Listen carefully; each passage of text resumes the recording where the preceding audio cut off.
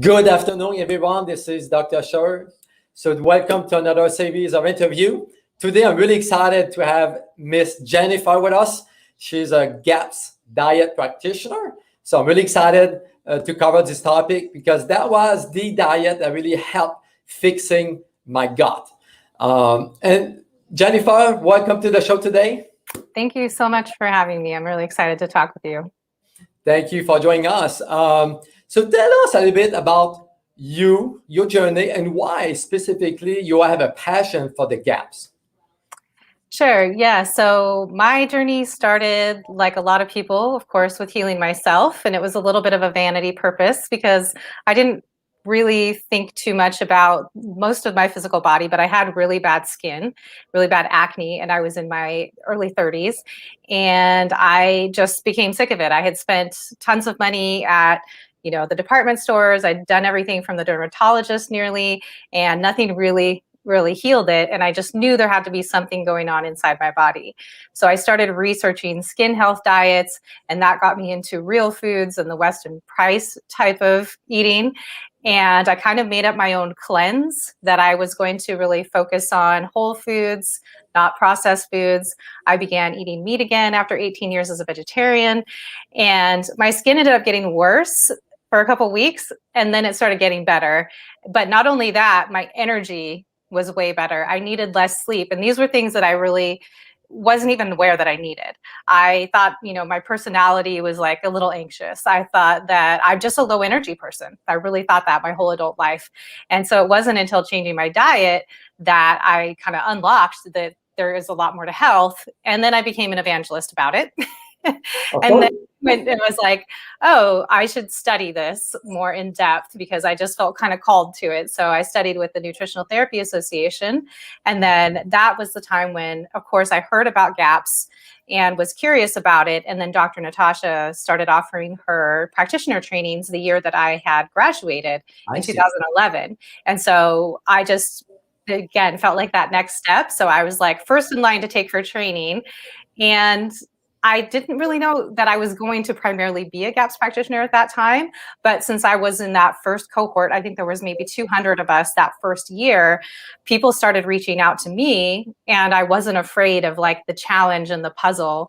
So I just went with it and became known for that, and getting really, it's really thrilling to work with people with such severe digestive problems, autoimmunity, autism, and to see the turnarounds. And that's kind of what pulled me forward and kept me going in that direction, is wanting to work with people who are really ready and motivated for like the deep, deep healing of their body and their life. So willing to make those lifestyle changes. Wow, really fascinating story. And you're right. So when I talk to people, most of the time when we change the diet, they don't realize how sick they were until they actually change the diet and start feeling better, the change. It's really impressive. Yeah, that's so common. And then you realize how sick our kind of lifestyle and society are. And then you find yourself in this different world where you're the weird one who, is not only eating these healthy foods, but also, turning off your Wi-Fi at night and doing all these things. You kind of like slip into this lifestyle because you keep wanting to feel better. You're so right. When you go down that path, you don't stop. You just research and find new ways to improve your health. Yeah. So tell us a bit about what is the GAPS diet? What does it mean?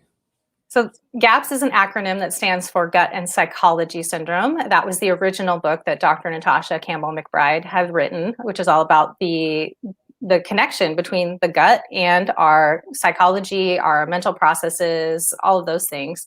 And then just this last year, she also finally published her second book, which is Gut and Physiology Syndrome. So it's always been this kind of double acronym. And so that's the relationship between the gut and all the other physiological systems within the body. And the dietary principles are roughly the same, but it is heal the gut, repopulate with good bacteria, get nourished so that your detoxification systems can turn back on, removing excess sources of toxicity from your lifestyle. So changing out your body care products, looking at your water quality, those kind of things, and allowing the body to have that deep healing, because the body knows how to do that, and we just need to give it these really foundational supports. So that's part of what I love about it, is like we can learn every kind of biohack, but so much of it is like going back to basics, back to nature, back to the things that your body just has, these raw materials, rather than every kind of supplement to do the work. But like, let's give it meat stock, let's give it natural products, let's give it organic vegetables, that kind of thing. Fascinating, yes. And as you start reading on different types of diets, it's really confusing for people, right? There's quite a bit of what we call elimination diets. So what's the difference with elimination diet and the GAPS diet? So a lot of people end up on an elimination diet when they do different testing with their doctor, and they say, oh, there's these handful of things, or this large list of things that are aggravating to you, causing inflammation in your body. So people will remove those and feel better. But if they haven't done the real healing for that inflammation, for the gut lining, if things were getting through into the bloodstream that didn't belong there and you haven't sealed that back up, then new things can become inflammatory to you. And that's where I see so many people kind of get backed into that corner where they are eating, only 10 different foods, and that's all that's on their list anymore. And everything else is a sensitivity for them.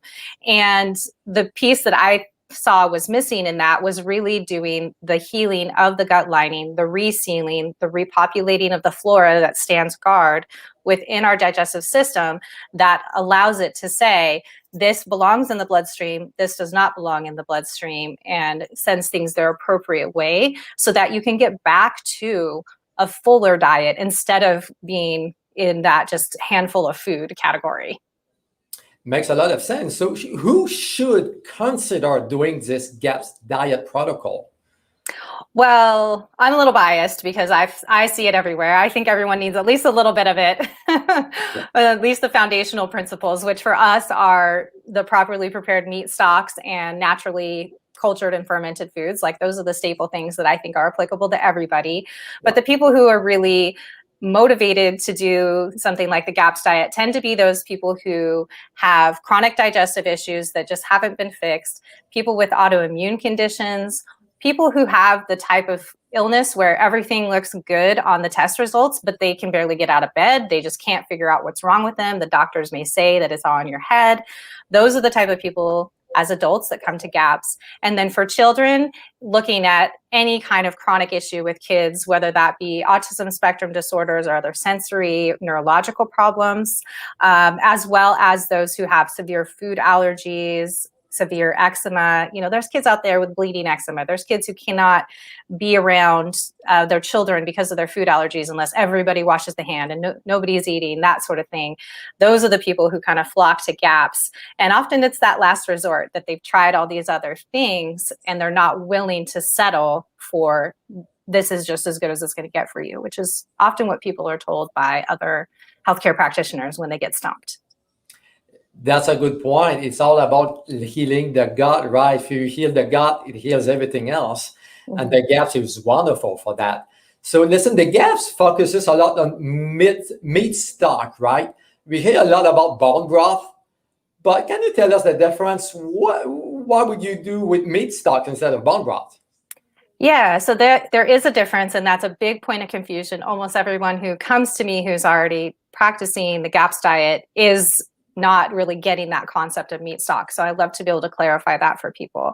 And bone broth is what we hear a lot about in the Weston Price movement and some of the other real foods diet. And so for our definitions, a bone broth is where you're going to have bones, maybe with some meat, long cooked. That's that, 24 to 36 hour simmer. We want those bones to break down. We get the nutrients out of that.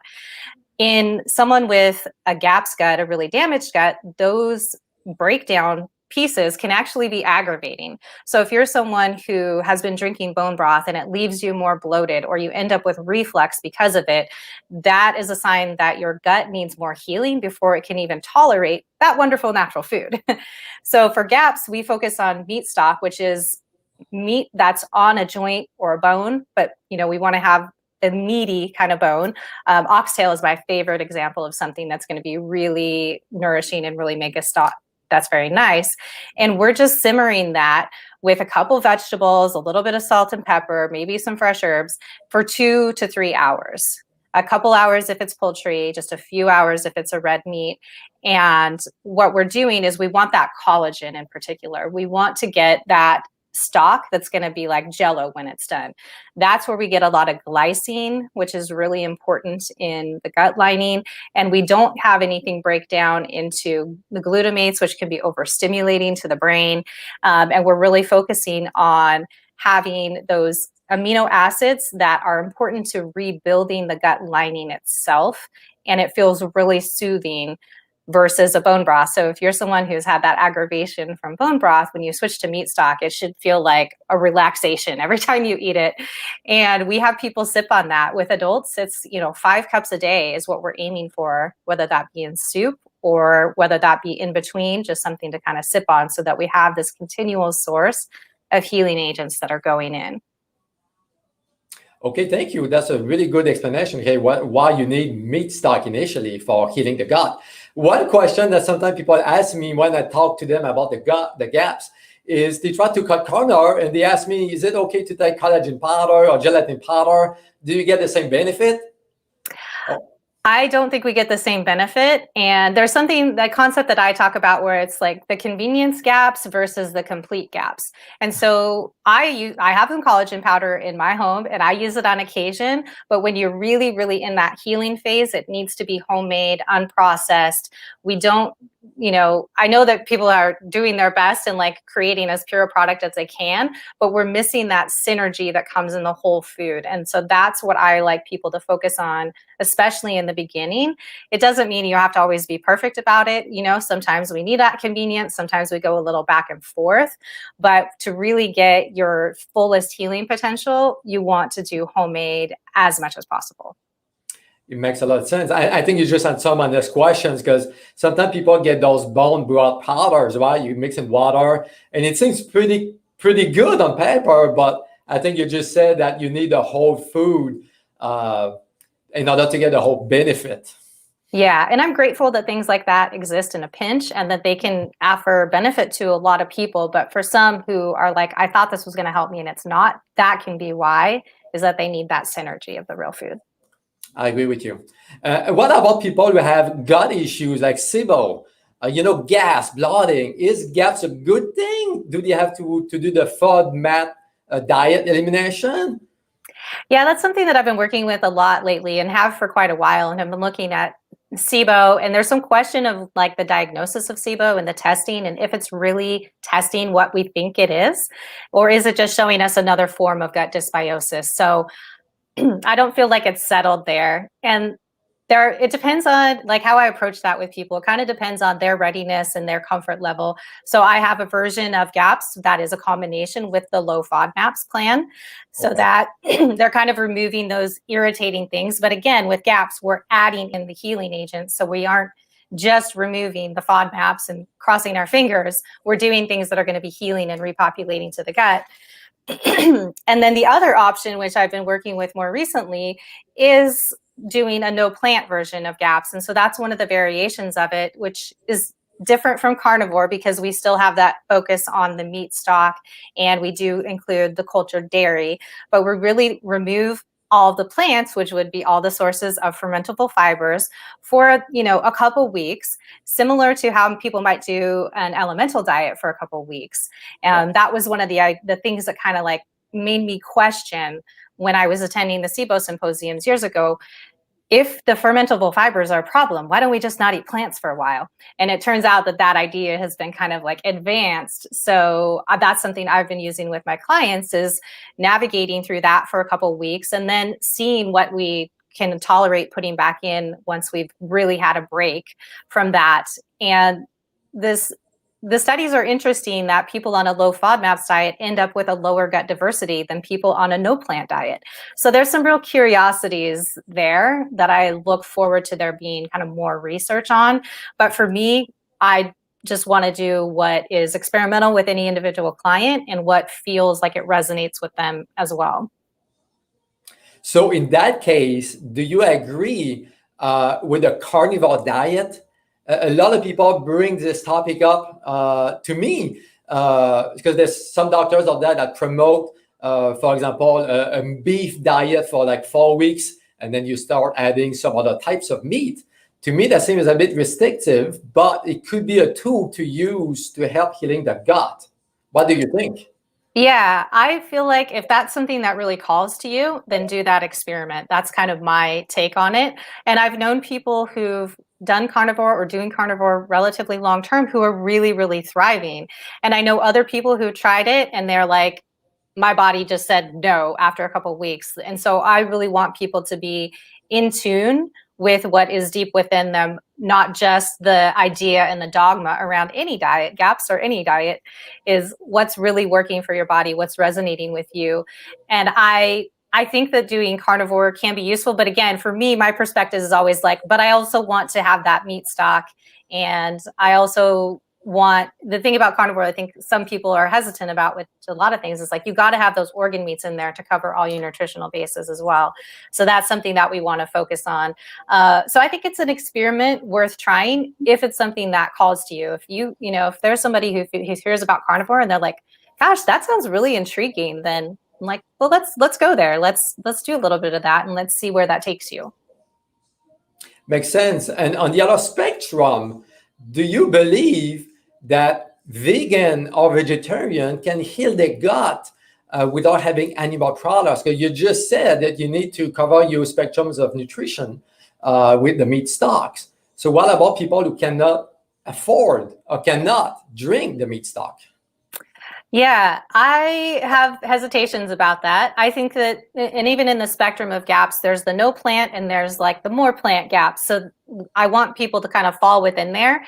But I haven't found a suitable alternative to the meat stock. And that's where people tend to go down the route of doing supplemental things that can help the heal the gut lining, like glutamine.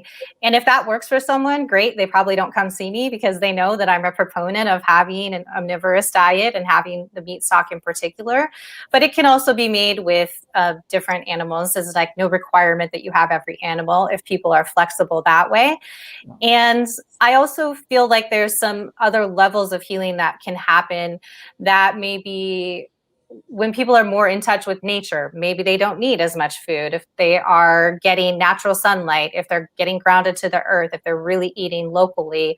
I have some curiosities about that for people who live closer to the equator, for example, seeming to heal better with less animals potentially. So I think there's some flexibility there, but I feel like in like the American lifestyle and those of us who spend a lot of time in cold climates, it doesn't seem like the majority of people could do that. But again, try that experiment, see if it works for you. Like I was vegetarian for 18 years. When I got in touch with my body, it wasn't appropriate for me. I was in that dogma versus in my body. And when I got in my body, I realized that I needed to eat more intuitively and see myself as part of the overall kind of human animal. And there's a lot of options now that there is humane meat and that kind of thing. That was part of what turned me from vegetarianism to something that was more honoring, is like I can go and know where my animals live. Their life is wonderful. There's that day, they don't see it coming. And, that's an exchange that we're making. Good point. I know from my clinical experience, vegetarianism or veganism tend to be a little bit more difficult on the body when it comes to healing chronic conditions. At least for me, I experienced that because I was vegan for quite some time as well before I came to the GAPS diet. And I had no option to add some meat to my diet. And since then, I've been thriving. It was a major, major difference for me. Unbelievable, actually. One of the issues that I see with people switching to the carbs, because they eliminate a lot of junk food, a lot of grains, and a lot of processed foods, they tend to be a little bit more constipated. So what do you recommend to help with that? Or any probiotics, any prebiotics? What are the options to help them? Yes, that's really common. And that was something that I experienced when I switched from a lot of processed foods myself and then was more of a paleo type of diet, that I felt like, the way I saw it after the fact was that I was eating this food that just did not require any digestion and it almost just slid out of my body. There wasn't that like fire needed to break things down. So constipation is such a multi-factored issue that it doesn't resolve very quickly. And that's a frustration for people. We need to look at hydration. We need to look at the liver gallbladder. Are we creating enough bile? Is it flowing freely? Do we have a good balance of bacteria? Do we have a magnesium balance that allows for the relaxation of the muscles appropriately? And are we in a parasympathetic state in our nervous system that allows us to relax and have that vagal tone? So there's so many factors, and I like to address all of those with people. When it comes to something like probiotics, I really like to use the spore forming types, like Megaspore Biotic is a brand I use often, but Just Thrive is another, Prescripticist is another. So there's a handful out there, but that's one I find that helps really modulate the stool in that situation. And then I'm really looking at, okay, what's your hydration every day? Can we figure out, is there that magnesium level that you need to be at? And I like magnesium glycinate form for constipation. I find it very easy to digest in a damaged gut, and actually doesn't draw water to the bowel. So that's a favorite for me. And then I really see a lot of benefit for many people drinking beet kvass, which is a fermented beet beverage, which adds probiotics, but also has the trimethylglycine, which the liver gallbladder needs to kind of help thin the bile and carry out the bile is like the lubricant for the stool. So that's something that I like to add in when people are experiencing constipation, to see if we can find like a sweet spot of all these things that can help them go. And if need be, I'm also a big proponent of enemas, especially in the beginning. If there's really been a long-standing problem that we need to clear the bowel, people feel so much better. It's only weird the first time. Like, it sounds so strange, and you do it, and the relief is so worth it, that I encourage that for people as well, especially over use of something like a laxative that we really want. If we add water manually, the body has to work to kind of push it out and release it. And that keeps the bowel, I believe, better toned. I really second you on this one, because enema is one of the most amazing tools we can use as practitioners. But a lot of people are a little bit iffy about this. But like you said, the first time is weird, but you feel so much better that you just want to keep doing them, you know? It's just amazing. Yeah.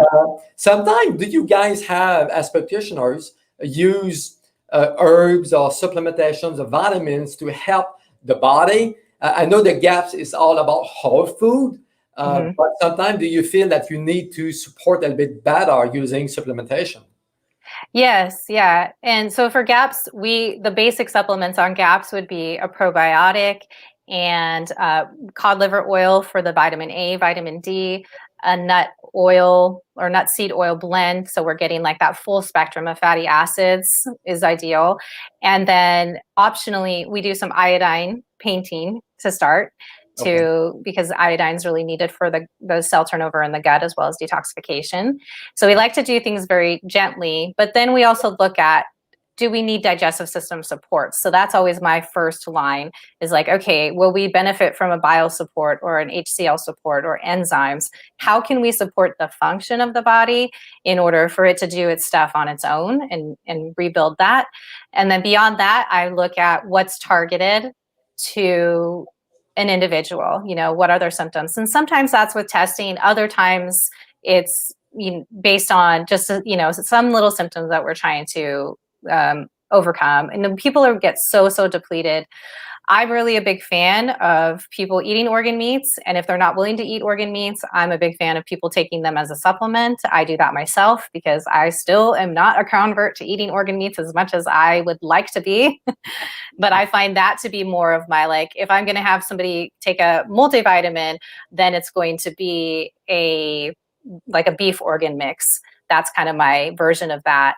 And then I also will do something like a quinton as an ionic mineral support. When people are really depleted, really fatigued, that's another thing that can, rebuild the body in a really subtle way. But again, those things are actually more whole foods based, whole product based versus the individual nutrients. You bring a really good point here. Is a lot of people get confused with supplementation. And I know from experience that most of what you get in the store are not the right vitamins or nutrients for the body. So you really have to make sure that those supplementation products are from food based, like you just said, liver or organ meats and so on and so on. Otherwise, it can actually impact the healing of the gut.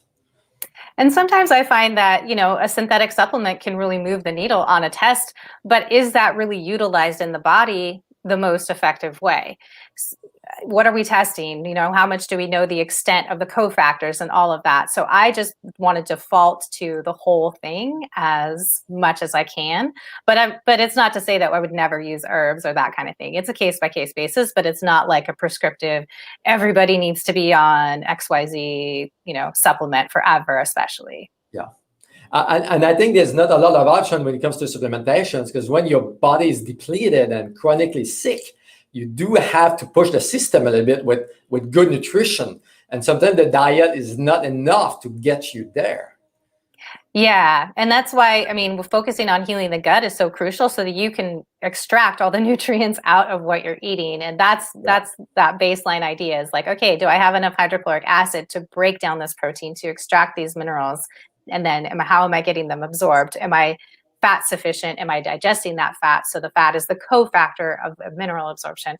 All of those things are at play. And so really focusing on that makes the most sense, because we don't want to just pop a bunch of supplements and then also not be digesting, absorbing them. So it's, it needs to be foundational with the gut, in my opinion, and then adding on something that seems specific. And sometimes it is just for a while, or sometimes there really is a genetic propensity towards something with a SNP, where people may target a supplement to impact that area in the long run. So that's things that I've worked with as well. Awesome. That's awesome, actually. So, myself, I got into the GAPS diet because of one of my friends had a daughter with autism. And I was really curious about this because Dr. Natasha had a lot of success with those cases. And I know now it works. It works really good for those kids on the spectrum of neurological issues. But one of the major problems that parents face with this diet is those kids are really, really picky. Mm-hmm. How do you have a few tips? How do you help those parents who wants to help their kids? Yeah, this is something that I have worked with a lot, inadvertently. Again, didn't know anything about this coming to GAPS, didn't have kids of my own, so I didn't have that personal experience. But when working with kids that are on the autism spectrum or have sensory processing disorders, it's often that's that 5 foods. And, it's the goldfish crackers, it's the Cheetos, or the Cheerios. It's like maybe one colored flavored yogurt, maybe something like a hot dog or a very specific type of meat, and then bananas. There's so many kids like that. And it actually has led me to experience that I wrote this book, From Mac and Cheese to Veggies Please, about how to overcome these issues, because it's something that I learned right along with my families that I was working with.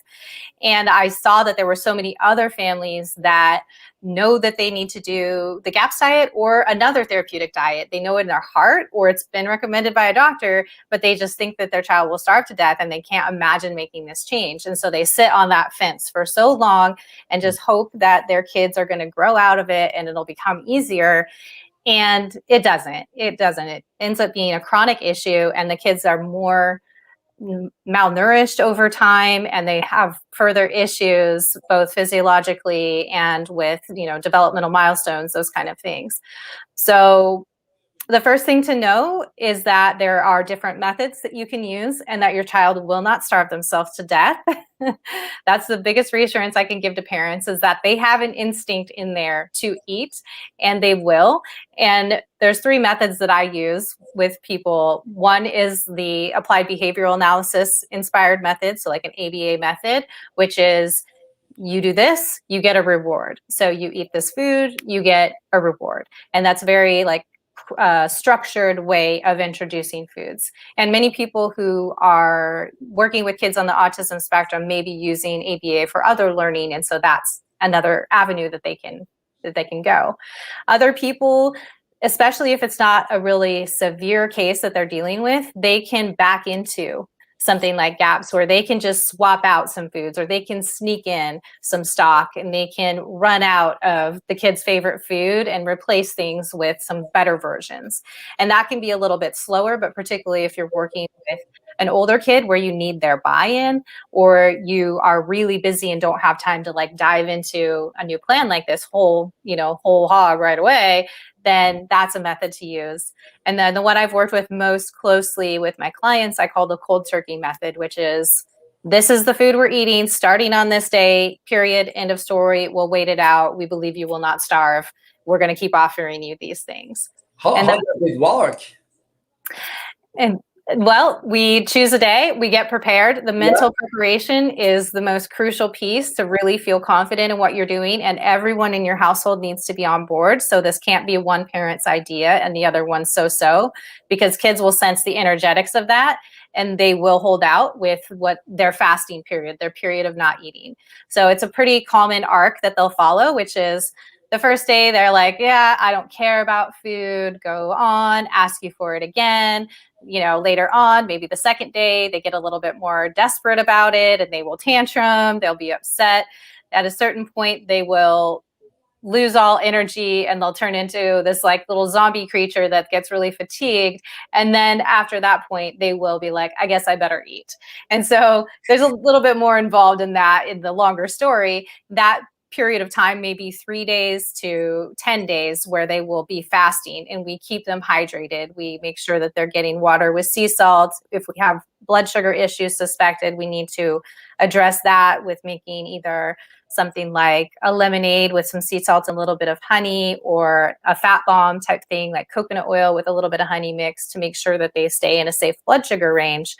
But kids will really, if you're in the mindset that like, this is the way it's going to be, we're not getting upset about it, we're going to let you run through whatever you need to do emotionally to get on board with this, we're going to let you do that, we're going to keep offering you food, we're going to eat it in front of you without forcing you to do it, they will come around, they will try something, and then we build from there. So with GAPS, it usually goes one of two ways. They latch onto something like a meatball, and we can stick a ton of things in a meatball. Or they latch onto something like a smoothie, and we can sneak a ton of things in the smoothie. Mm-hmm. Then we're getting the nutrition in. Then things start working in their body physiologically a little bit differently. Their brain starts turning on a little bit. We've pulled all of the addictive things out of their diet, as far as the sugars, the carbs. Their microbes have been screaming for these things. It's not your kid that is a sugar addict. It's their microbes. So we need to let that stuff clear out a little bit. And then they're willing to eat these foods, and often they become ravenous for these foods, and then we really see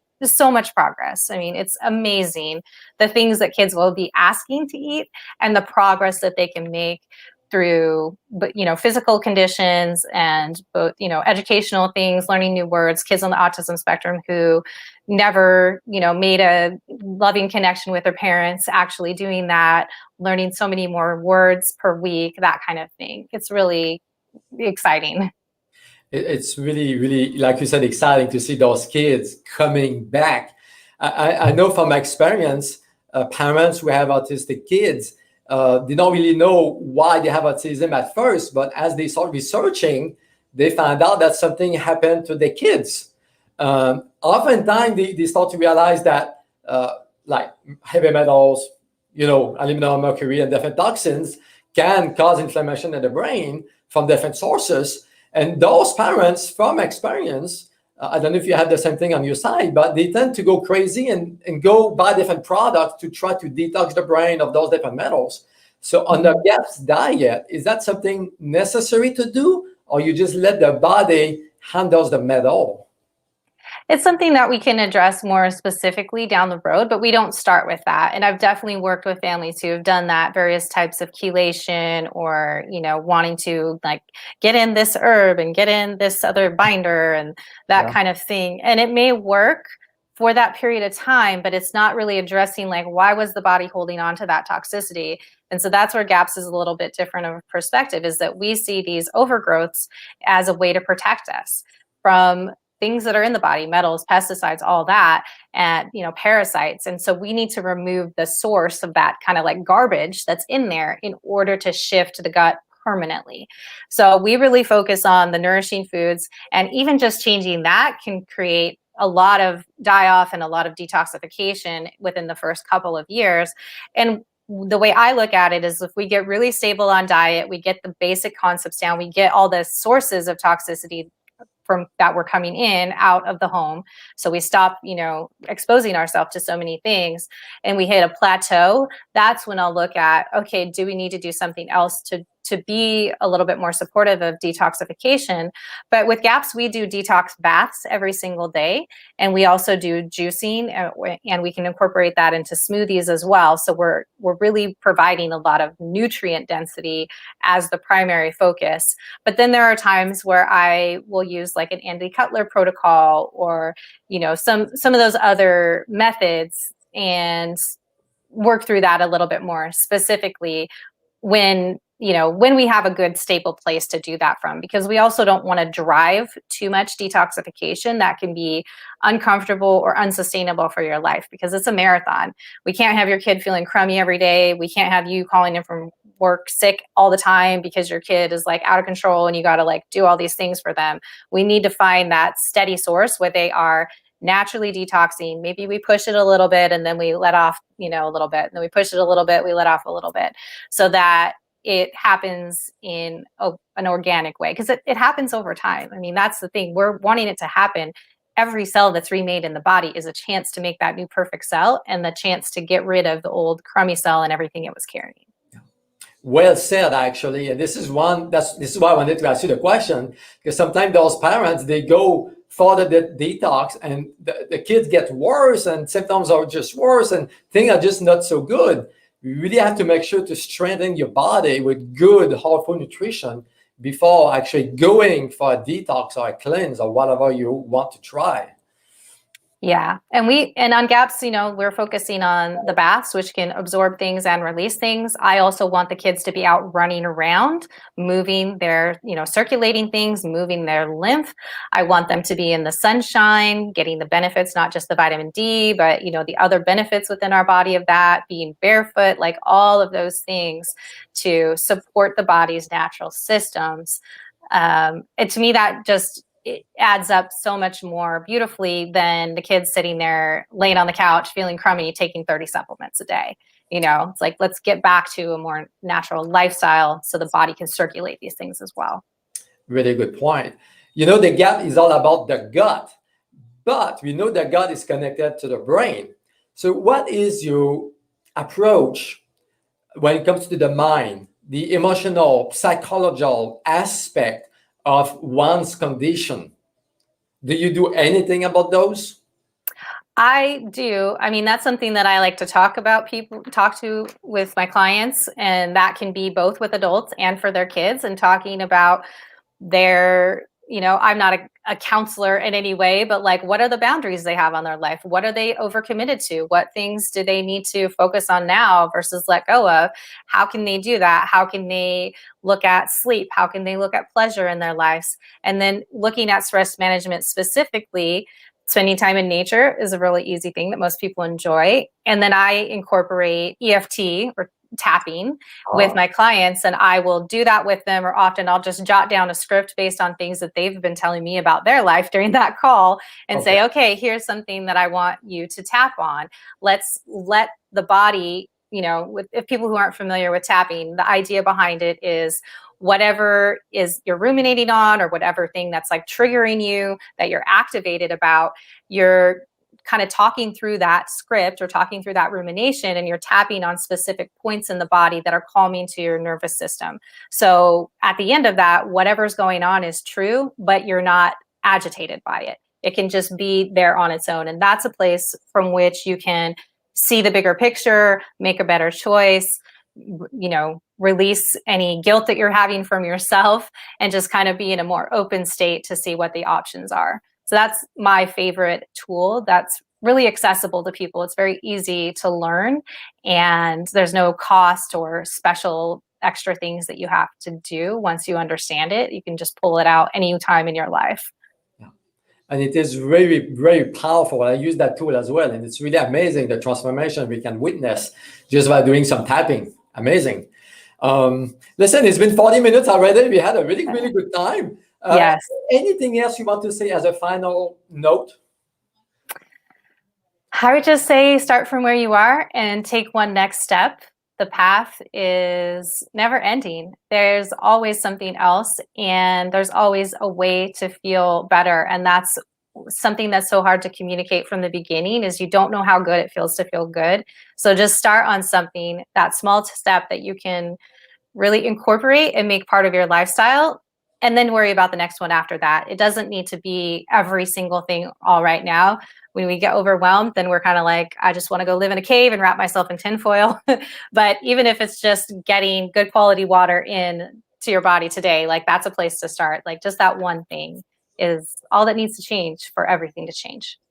Very, very well said. My understanding is you take clients over the phone, over Zoom, long distance.